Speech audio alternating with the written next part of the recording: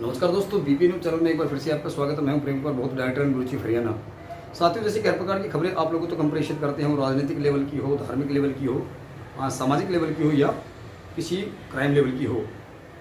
आज हम पहुंचे हैं तावड़ू शहर में और तावड़ू सोना विधानसभा क्षेत्र है और तावड़ू 84 के बिना यहाँ का विधायक बनना नामुमकिन ही नहीं बल्कि इम्पॉसिबल है। और यहाँ से पहले वार्ड नंबर 7 से जो पार्षद जी रहे हमारे, वो रहे भाई राजकुमार मित्तल जी। अभी जो वार्डबंदी हुई है उसमें अभी वार्ड नंबर 11 हो चुका है।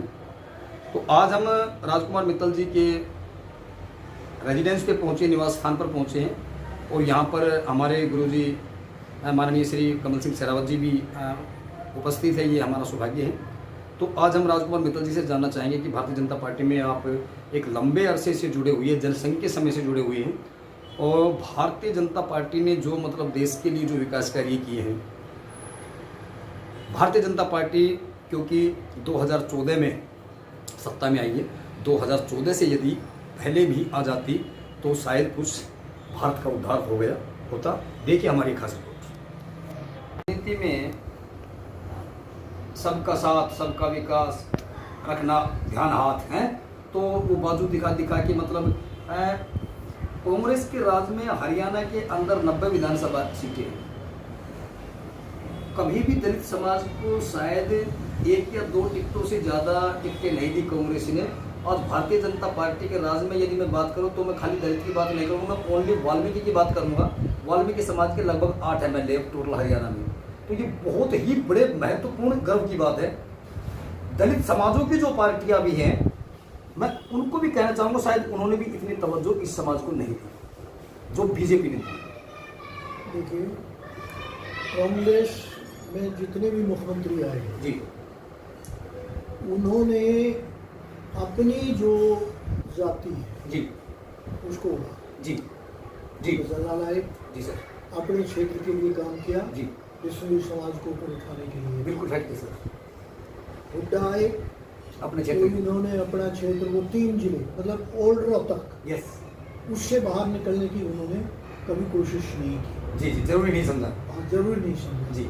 और जो गैर कांग्रेसी सरकार बनी चौटाला के टाइम में, तो उसने तो अपने परिवार के सिवा किसी नहीं, क्योंकि चौटाला के परिवार में आज देख लो, चौटाला 2.5 लाख रुपये पेंशन लेता है जी, अजय चौटाला 2 लाख रुपये पेंशन लेता है, अभय चौटाला 2 लाख रुपये पेंशन लेता है जी। और MLA देख लो कितने हैं इनमें, सच्चाई। मतलब इस समय भी देख लो। जी सर, जी सर, मतलब ये अपने परिवार से बाहर सोच ही नहीं सकते। बिल्कुल बिल्कुल बिल्कुल। और उनका परिवार फिर स्वर्ण जाति से है। हाँ। अब वो वाल्मीकि को या पिछड़ी जाति, सच्चाई सच्चाई सच्चाई सच्चाई, कैसे सोच, सच्चाई सर, सच्चाई सच्चाई सच्चाई। ये काम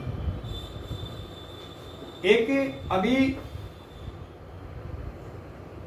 गुरुजी, आज तक मैंने कोई संसद में ऐसी आवाज उठाने वाला साथी नहीं देखा, वो कोई भी प्रतिनिधि है जो कोई ये कह सके कि भाई अभी काफ़ी टाइम हो गया, हरियाणा में 90 के बजाय 100 विधानसभा सीटें होनी चाहिए या 2 लोकसभाएं बढ़नी चाहिए, और जिसमें एक लोकसभा यदि रिजर्व हो जाए और 10 विधानसभा यदि बढ़ जाती है तो उसमें कम से कम 3 और रिजर्व हो जाए। ऐसे हमारे वो साथी संसद में जो बैठे हैं, विधानसभा में बैठे, वो सोचना नहीं चाहते या कहना नहीं चाहते, मांगना नहीं चाहते। नहीं, ऐसा है कि ये परिसीमन के ऊपर। जी जी जी। अब जो अगला परिसीमन आ रहा जी। है पीछे कितना 24 में आएगा, 99 में हुआ। हाँ शुरू। जी तो वो अब 24 में आएगा। जी उस परिसीमन के अंदर ये सीटें बढ़ेंगी, जी, पार्लियामेंट की बढ़ेंगी जी, और विधानसभा की बढ़ेंगी। और इस परिसीमन में जो सीटें बढ़नी है उसी को देखते हुए नई पार्लियामेंट का गठन किया जा रहा है। जी, क्योंकि जो वर्तमान पार्लियामेंट है या वर्तमान जो हरियाणा की विधानसभा है, उनमें तो जो इस समय विधायक है या MP, तो पैसे के दागी नहीं है, बिल्कुल साफ सुथरे हैं। सच्चाई और देश में तरक्की हो रही है, बढ़ोतरी हो रही है। आज प्रदेश का नाम कहाँ से कहाँ पहुँच गया, पहले कहाँ था। तो कोई किसी बात की दिक्कत नहीं, फर्स्ट क्लास काम चल रहा है। भविष्य में भी बीजेपी सरकार में आएगी जी, पूरे बहुमत के साथ। पहले सेंटर में सरकार बनेगी, फिर स्टेट में बनेगी। तो धन्यवाद आपका बहुत बहुत, आप हमारे चैनल के साथ में जुड़े मित्तल जी, और मैं ईश्वर से कामना करता हूँ कि आपकी मुँह की कहीं सत्य हो तो भारतीय जनता पार्टी भारतीय जनता पार्टी जो नाम रखा है वो बड़ा सोच समझ के रखा है, और ये प्रधानमंत्री नरेंद्र मोदी जी ने दिखा दिया है पिछले साल महाकुंभ के मेले में। एक निम्न नज़रों से देखने वाले समाज के 21 कर्मचारियों के पैर धोकर जब उनके चरणों में जूतियां पहनाई, पूरे वर्ल्ड ने देखा, पूरे विश्व ने देखा, पूरे विश्व को ये मालूम भी हो गया कि भारत एक है, भारत अखंड है, यहाँ कोई जाति पाति नहीं है, यहाँ कोई धर्म नहीं है, धर्मनिरपेक्ष देश है, वो भारतीय है और भारत उनका देश है, सम्मानित उनका तिरंगा है। ऐसे ही ये भारतीय जनता पार्टी ने दिखा दिया। तो इसी कड़ी में हमारे साथ में हमारे गुरुजी हैं कमल सिंह शेरावत जी। मास्टर जी, कांग्रेस सरकार ने 60-65 साल देश पे राज किया और पूरा वर्ल्ड मानता है कि डॉक्टर B.R. अम्बेडकर विश्व के विख्यात सिंबल ऑफ नॉलेज, एक एजुकेटेड पर्सन थे, DSC अचीवर रहे, भारत के संविधान निर्माता रहे। उनका जो देहावसान है 6 दिसंबर 1956 को हुआ। 1956 में जिस समय कांग्रेस की सरकार हुआ करती थी, उनको तो भारत रत्न उसी वक्त मिल जाना चाहिए था। तो कांग्रेस ने मतलब क्यों सोच करके उन्हें भारत रत्न नहीं दिया? वो अटल बिहारी वाजपेयी जी ने ही क्यों दिया 90 में आने के बाद? कांग्रेस जो है ना, वो आरंभ से ही एक परिवार की पार्टी जी, उस परिवार से बाहर वो सोच नहीं सकती। जी सर। जितने वो हवाई अड्डे हैं जी, जो बड़ी बड़ी योजनाएं उस समय चालू की गई, वो सारी नेहरू परिवार के नाम पर वो चालू की गई। जी सर। ये नेहरू परिवार के शायद किसी दूसरे व्यक्ति को उभारना नहीं चाहते थे। जी। और अंबेडकर साहब से तो इनका ज़्यादा वो हो गया था कि उन्होंने जो मंत्रिमंडल से इस्तीफा दे दिया था, जी जी जी, उस मुद्दे को लेकर के, जी, तो वहीं से इनकी भिन्नता हो गई। बिल्कुल सच्चाई। और क्योंकि नेहरू जो था उस समय, वो कश्मीर के अंदर जो शेख अब्दुल्ला परिवार था, जी जी जी जी जी, उससे जुड़ा हुआ का ये, चाहे उससे बिल्कुल बिल्कुल बिल्कुल घनिष्ठ संबंध, दिस इज क्लियर।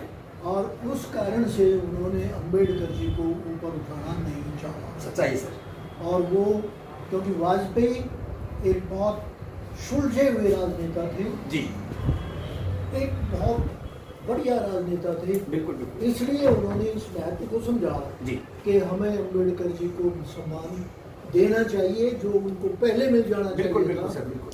तो उन्होंने इसलिए उनको बाद में वो सम्मान दिया। अच्छा, एक ही गुरुजी मैं और जानना चाहूँगा, मैं आपका बच्चा हूँ, आपका शिष्य हूँ। पानी की निकासी नहीं है, चारों तरफ बुरा हाल हुआ। अच्छा, इसमें मित्तल साहब मैं एक चीज़ और कहना चाहूँगा आपको। 1952 में हमारे प्रथम स्वतंत्र संघ बने और उसमें जो कानून विधि मंत्री बने वो डॉक्टर B.R. अम्बेडकर जी बने। B.R. अम्बेडकर जी उस समय एक बिल पास कराना चाहते थे जिसका नाम था हिंदू कोड बिल। और वो हिंदू कोड बिल क्या था कि उसमें 50% महिलाओं को आरक्षण की मांग की गई थी, महिलाओं को समानता का अधिकार मिले। उन सरकारों ने उसे अनदेखा किया। उसके बाद में अम्बेडकर जी नहीं चाहते थे कि देश के अंदर 2 संविधान हो या 2 फ्लैग हो, यानी कि धारा 370 लगे। बाबा साहब नहीं चाहते थे। उस समय की सरकार ने बाबा साहब के उस बिल को भी अनदेखा कर दिया। बाबा साहब ने अपना अपमान समझ के उस पद से इस्तीफा दे दिया। उस लड़ाई को लड़ा श्यामा प्रसाद मुखर्जी और उन्होंने अपना सर्वस्व बलिदान भी कर दिया। माननीय नरेंद्र मोदी जी ने प्रधानमंत्री बनने के बाद में उन दोनों बिलों को जो बाबा साहेब चाहते थे, हिंदू कोड बिल हो, महिलाओं को 50% आरक्षण या धारा 370 को खत्म करना हो, एक झटके में खत्म कर दिया। जो सरकारें ये कहती थी कि इम्पॉसिबल है, नामुमकिन है, सब उस दिन कैसा फीलिंग हुआ आपको? जो कहते हैं ना खून खराबा हो जाएगा, जो लोग कहते थे वो बिलों में बढ़ गए जी, वो सामने नहीं दिखाई दिए। देश में जो काम करा है बहुत बढ़िया काम करा है, बहुत अच्छा काम करा है। अभी तो धारा 370-35 से ही हटी, अभी तो बहुत से काम पेंडिंग पड़े हैं। लेकिन ये जो बीच बीच में रोड अटका देते हैं, जी, जी, जी, कहीं साइन बाग का अटका दिया, कहीं एक किसान आंदोलन का अटका जी, जी, दिया। जी, जी, जी। सही मायने में तो किसान आंदोलन है ही नहीं है। ये तो राजनीतिक पार्टी है। सच्चाई है। राजनीतिक पार्टी अपने फायदे के लिए ये सारा काम कर रही है। ये किसानों का हित नहीं देख रही है। बिल्कुल बिल्कुल, किसानों का हित तो करा है तो वो प्रधानमंत्री जी ने करा है, सच्चाई और वो कर भी रहे हैं।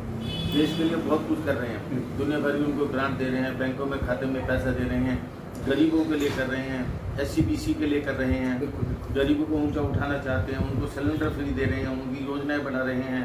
जिन घरों तक जिनके बुजुर्गों ने, यदि आदिवासी क्षेत्र की मैं बात करूं, जिन्होंने बैंक का नाम तक नहीं सुना था, उन लोगों के जीरो बैलेंस पे जन धन योजना के तहत अकाउंट खुलवाए। खोल दिया, बिल्कुल जीरो बैलेंस का खाते खोल दिए, उनके खाते में पैसे भी आते हैं जी, उनको फायदा भी पहुंच रहा है।